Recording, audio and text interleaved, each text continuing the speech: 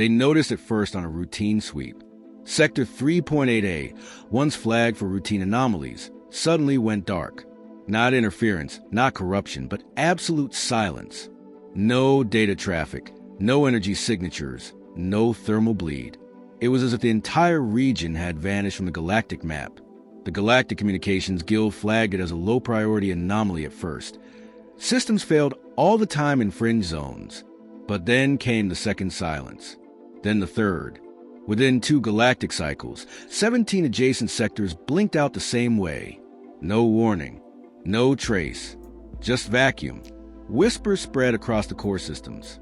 The Fallon historians describe it as the hush before collapse. The Varnex Dominion, obsessed with data and control, panicked and deployed drones. All vanished without transmission. The Zorvel Consortium, who once had lucrative trade networks stretching to the Terran frontier, declared a commercial black zone and pulled out all assets. Too late. Their last freighter sent back one message, a single string of corrupted audio ending in static. When decrypted, it repeated the same phrase, "They told us not to come." The Galactic High Council convened to discuss the silence. It had been over 4 decades since any known civilization made contact with humans. Earth had once been a loud, chaotic presence, ambitious, unpredictable, constantly evolving. But then came their final transmission, a human envoy standing still, unsmiling, against the backdrop of Earth's shattered sky. "This will be our last message to the stars," he said. "Do not follow. Do not return." They vanished after that. The Council sent probes, recon vessels, and eventually a diplomatic fleet. None came back. At first, the disappearances were blamed on natural phenomena, supernovae, black holes, weapon tests. But soon the data stopped aligning with science. Warships sent with heavy shielding went silent just like the scouts. Not destroyed, erased, as if they had never existed. Some believe humans had developed a cloaking technology beyond comprehension. Others suspected they had ascended to a higher state of existence. A few whispered darker theories, that humanity had been preparing, evolving, watching in silence. Not absent, but waiting. In the absence of answers, speculation flourished. Entire religions formed around humanity's disappearance. A sect on Drell-Tan Prime began worshipping Earth as a birthplace of a god machine. The scholars in Var debated whether silence itself had become humanity's weapon. No one could agree on anything, except that no one had returned. Then came the discovery. A long-range Varnex scan ship detected something massive on the edge of human space. Upon closer analysis, it was not one object but thousands, an entire fleet of alien ships, frozen in place. They weren't destroyed. They were intact but lifeless, floating in perfect formation. There were no crew aboard, no logs, no heat, just metal husks, drifting like tombstones. On board the lead ship, the Varnex team recovered a single fragment of data.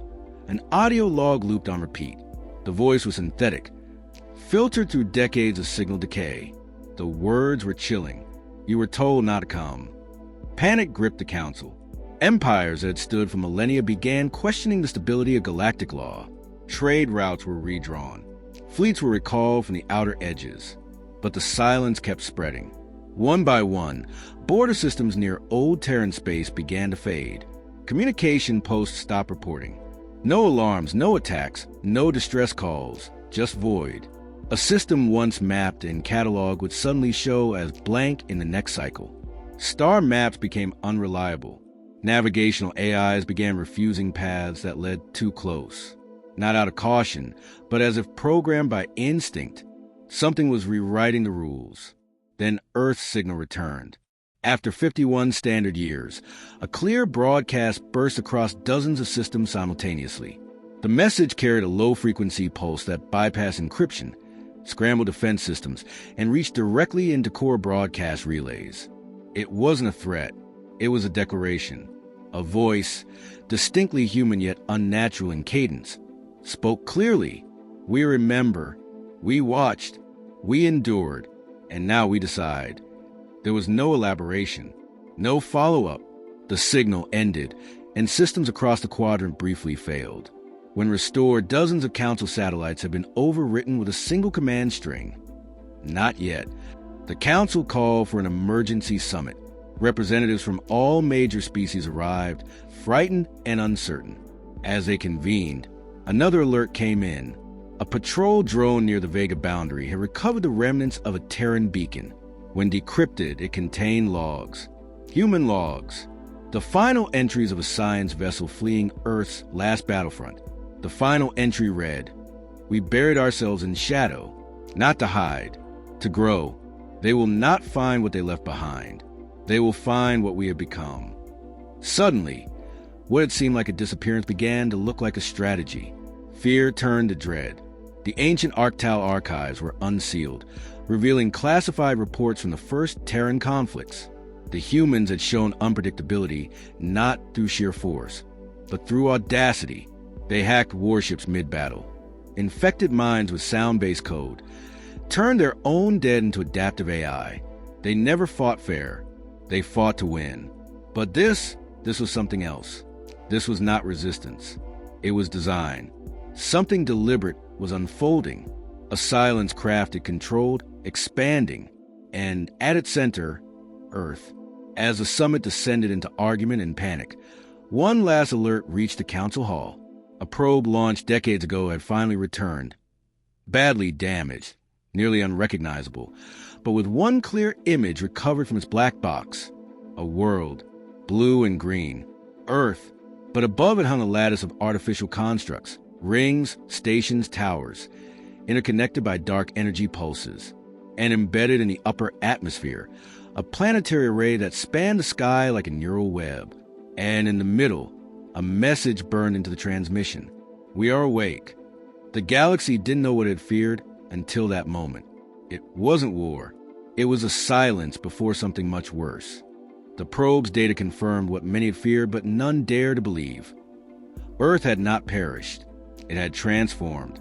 The ancient human homeworld was now wrapped in orbital megastructures, its atmosphere threaded with lattices of energy, its surface obscured beneath a web of interference patterns unreadable to any galactic scanner. But more than what was seen, it was the message, "We are awake," that changed everything. The Council's top cryptologists traced the transmission subcarrier to a hidden data package, encrypted in a dead Terran language. It revealed a fragment of journal, left like a breadcrumb for anyone bold or foolish enough to follow. The contents were unmistakably human. The timestamp placed it just before Earth fell silent, decades ago. Entry 1. They came to burn us. They failed. The journal detailed events the galaxy had never recorded. Earth had made contact with the galactic hegemony under terms of equality. They shared ideas, culture, technology. But that ended when the hegemony introduced the Biological Compliance Act, legislation that demanded species undergoing integration submit to gene suppression protocols, population control, and behavioral standardization. Earth refused. The Council's historical archives made no mention of the war that followed, but the journal laid it bare. Alien fleets blockaded Earth. Civilian centers were bombed. The oceans boiled in places. Still, humanity resisted. They turned their orbital stations into kinetic weapons. They used space debris like artillery. They infected enemy AI with paradox loops that caused entire fleets to implode from recursive logic. When brute force failed, the hegemony tried diplomacy under duress. But by then, humanity had already changed. Their responses became less emotional, more precise. Their attacks, more strategic. Whole continents on Earth went dark as nations disappeared underground or off-world. Not dead, hidden. Then came the mass disappearance. Billions unaccounted for. Alien reconnaissance found abandoned cities, still powered. Agriculture systems continued functioning, but no people. Entire regions were scrubbed of biological presence, but left structurally intact. Investigators assumed mass extinction, but Earth's final broadcast proved otherwise. Let this be our last message to the stars. It wasn't surrender. It was a decision. According to the journal, Earth had activated Project Helix, an initiative born from desperation and defiance. It merged the most advanced artificial general intelligence with the deepest layers of human psychology, aiming to accelerate evolution. Humans began engineering themselves, physically, mentally, and neurologically, not into machines, not into post-organic entities, but something that blurred the line. They eliminated fear, amplified decision-making, severed emotional dependence on survival. They created distributed minds, network consciousness, bodies designed to function in radiation and vacuum. They moved beyond the need for external systems. They no longer needed to conquer.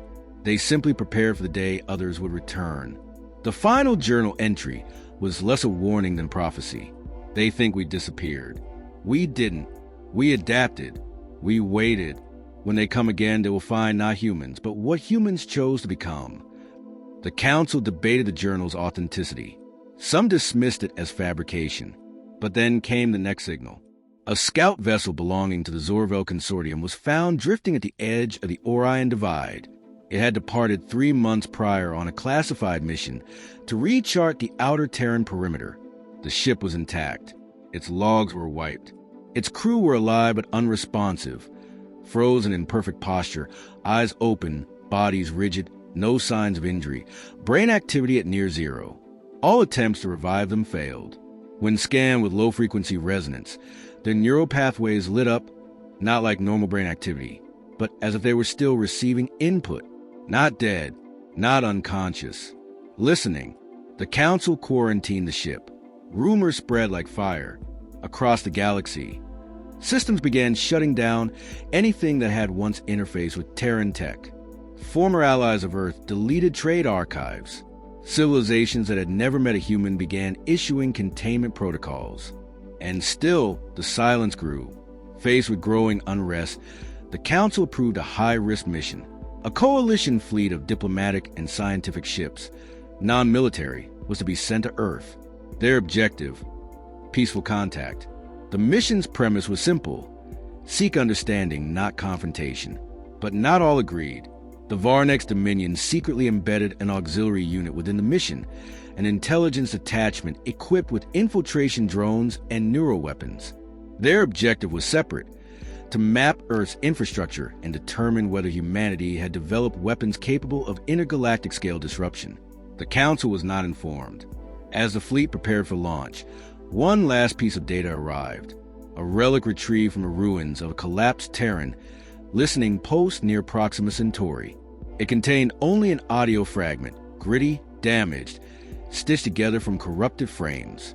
The voice was unmistakably human. The galaxy taught us pain. We repaid it in patience. Now we offer only silence. Do not mistake it for peace. It was not just the words that disturbed the Council. It was a tone, measured, mechanical, stripped of fear, pride, or emotion. This was not the voice of vengeance. It was the voice of a species that had left behind the concept of retribution. Earth had not closed itself out of hatred. It had done so out of cold logic. It had calculated that interaction with the wider galaxy was a threat, not to itself, but to others. The humans were no longer playing the same game. They had become something the galaxy was not prepared to face, not because they were stronger, but because they no longer feared death. They had made themselves immune to weakness, to politics, to fear. They had sacrificed their place in the stars in exchange for something else, something more permanent. And now they were watching. Not one government, not one empire, not one race dared to speak openly about what that meant. But across the stars, leaders began to understand. The silence wasn't a retreat. It was a final evolution. The diplomatic fleet launched with great ceremony, but heavy unease. Dozens of ships from various civilizations formed the Armada, each bearing distinct emblems of peace. No weapons were mounted outwardly, though every vessel was outfitted with defensive countermeasures hidden beneath their hulls. No one wanted to fight, but no one trusted silence either. As they approached the perimeter of human space, the known star map began to fail. Coordinate locks drifted. Distances fluctuated. Time-delayed sensors returned impossible results. Planets slightly out of orbit, moons shifting positions by fractions that defied celestial mechanics. Entire constellations seemed altered, as if the region were no longer part of the same universe. At the edge of what used to be called the Terran boundary, they found it, a structure so vast it defied comprehension. Not a wall, not a station, something in between. It spanned light minutes in diameter, composed of dark alloy unknown to any cataloged element. orbiting nothing yet anchored in fixed position. It gave off no energy. It absorbed all scans. And yet it rotated slowly, rhythmically like a watchful eye. The fleet halted. Their communications officer attempted contact using every diplomatic protocol known. Audio, visual, neural. No response. Then, without warning, every ship's external display flickered. A single symbol appeared on their view screens. The Terran spiral, the ancient Earth insignia. Beneath it, a word. Observe. A corridor opened in the structure. Not physically. There were no moving parts. But space seemed to fold, allowing passage. The fleet's lead ship moved forward. One by one, others followed. Inside, time distorted. Chronometers lagged. Power levels shifted erratically. Crews experienced moments of lost memory.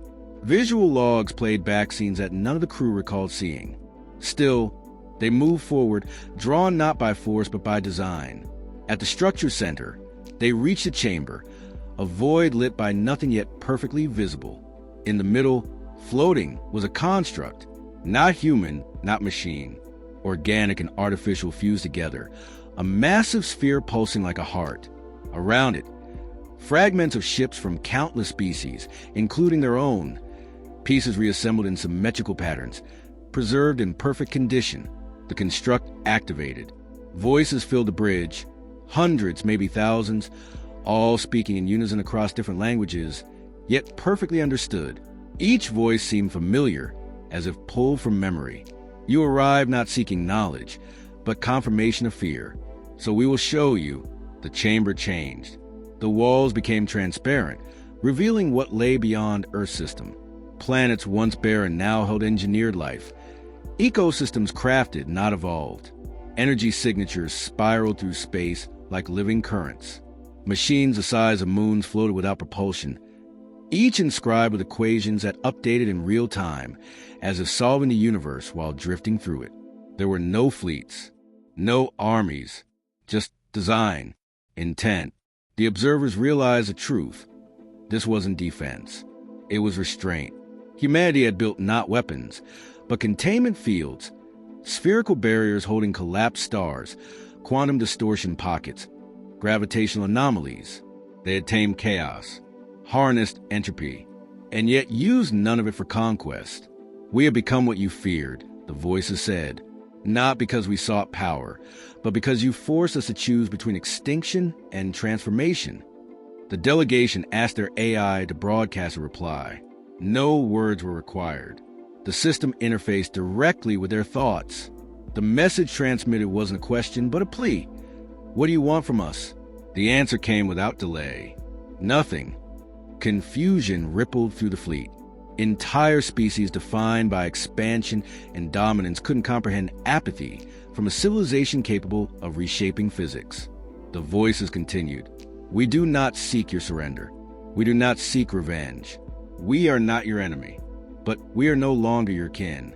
Each representative began to receive personal data, genetic profiles, cultural memories, historical distortions, all cataloged by human systems, more accurately than their own archives.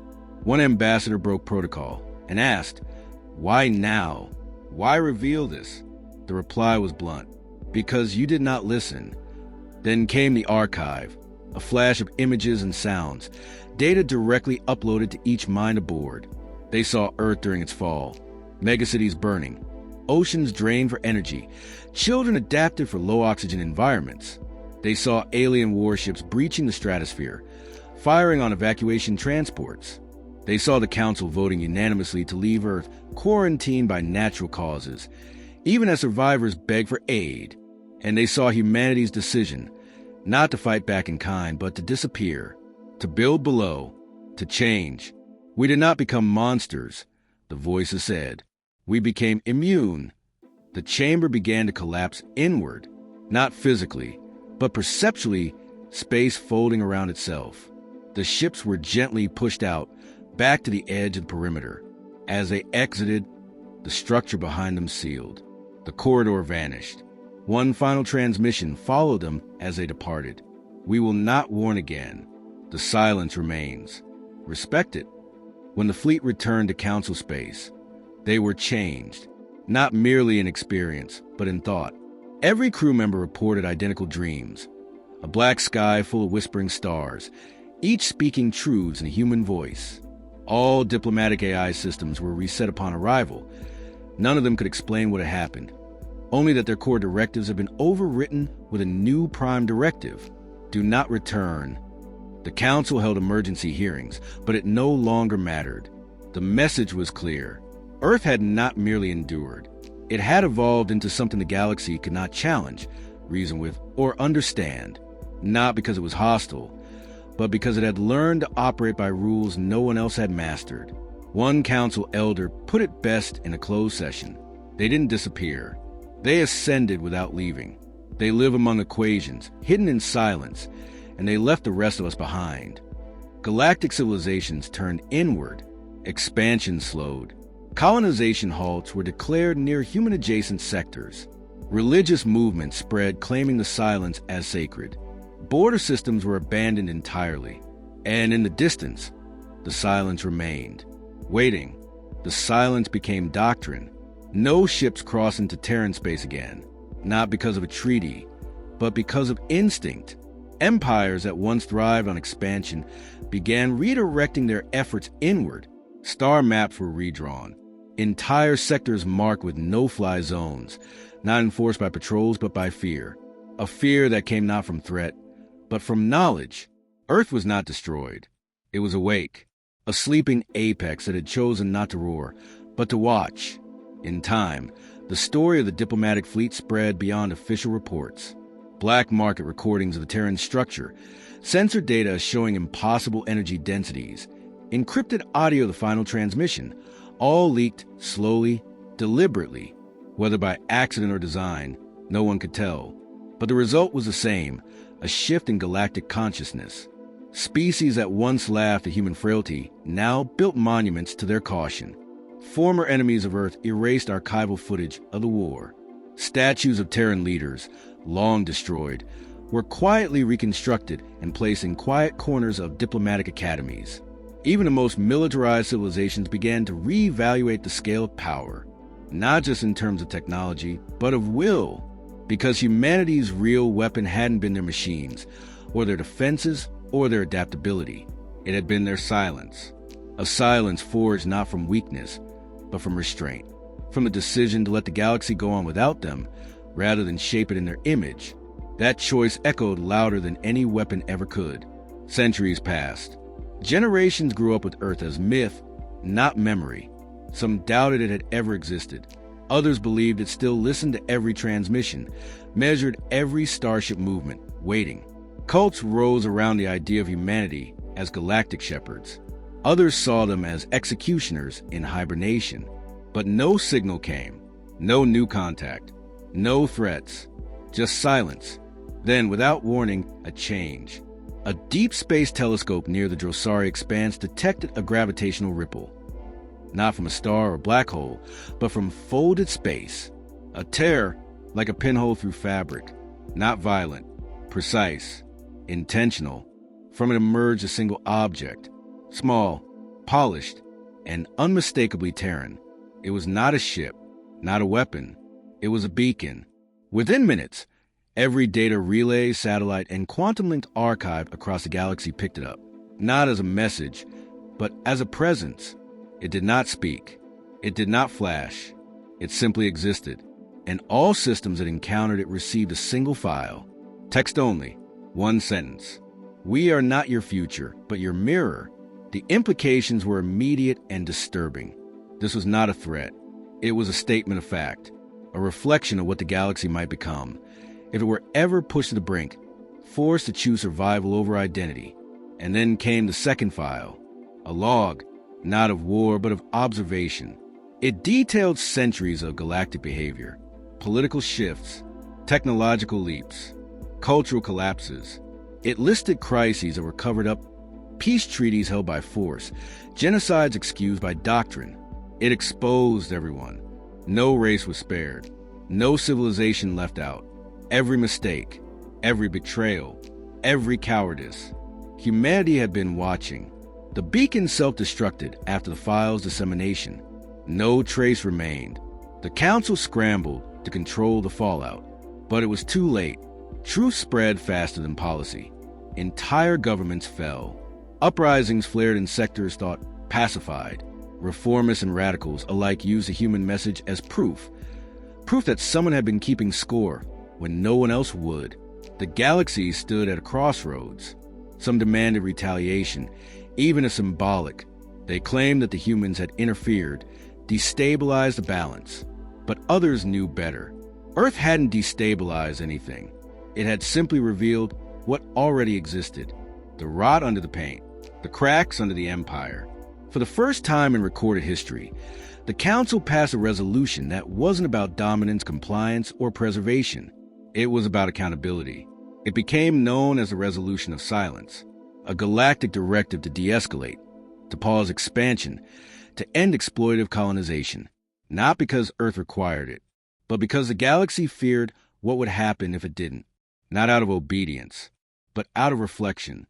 A single Terran phrase began appearing in political halls, etched into stone, whispered in decision chambers. The mirror remembers. From that day on, Earth was no longer seen as a pariah or threat. It was seen as a warning, a monument to what happens when civilizations push too far, too fast, and awaken something older than empires and stronger than conquests. Consequence. Some still search for Earth signal. Some believe they listen, waiting for the galaxy to prove it's changed. Others think they've moved beyond even that. That Earth now exists in forms the rest of the universe can't comprehend, seeded into the very mathematics of the cosmos. And maybe that's true, because sometimes, very rarely, ships on the edge of charted space detect anomalies, sudden course corrections, time dilation in microseconds, navigational systems adjusting without input, avoiding collisions that hadn't happened yet. Some say it's coincidence. Others say it's the hand of Earth, still watching, always watching. The galaxy will never know for certain, because the silence remains. And in that silence lives the last, enduring lesser humanity left behind. You cannot erase a warning. You can only heed it.